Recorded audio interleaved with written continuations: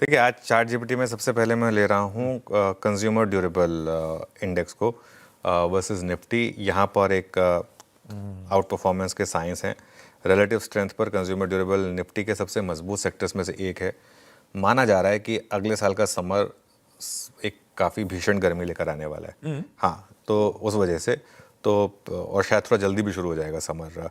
Actually अगर आप देखें ऑलरेडी मुंबई में तो खास तौर से अब अब तो एसी का टाइम एकदम गर्म हो गया है ना। मतलब सुबह एकदम ठंडे पानी की ज़रूरत होती है, एकदम एसी भी चलाना पड़ता है जैसा आपने बोला।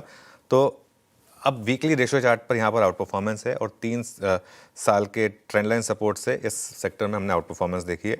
इसमें करीब करीब 15 शेयर शामिल किए गए हैं। इसका सबसे स्ट्रॉन्ग स्टॉक है वोल्टास। वोल्टास अगर आप देखें तो यहाँ पर 3 हफ्ते की गिरावट के बाद एक तेज़ी का मोमेंटम लौटा है और एक ही कैंडल में हमने 20 वीक और 50 वीक मूविंग एवरेज, ये दो मूविंग एवरेज ये पार होना चाहिए था, पानी है ना, ये क्रॉस किए।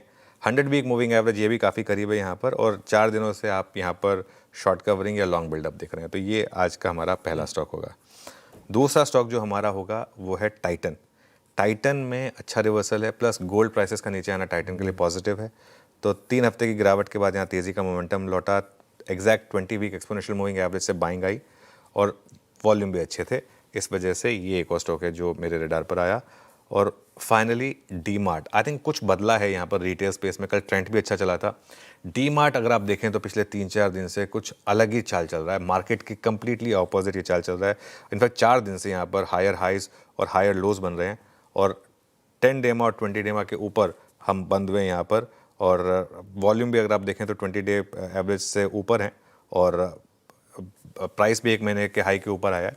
तो ये एक और स्टॉक होगा। स्टैंडर्ड डिस्क्लेमर, अगर आप बाय या सेल करें तो अपने फाइनेंशियल एडवाइजर से पूछें और इसके अलावा 9 बजे आप जुड़ें चार्ट जीपीटी 2 में।